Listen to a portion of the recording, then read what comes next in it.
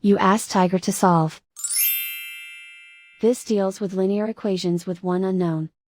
The final result is k equals 30. Let's solve it step by step.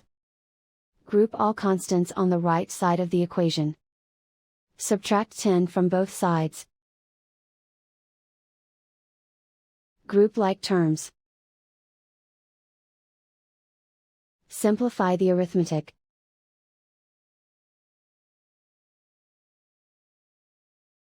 Isolate the k. Multiply both sides by inverse fraction 3 over -1. Group like terms. Multiply the coefficients. Simplify the arithmetic.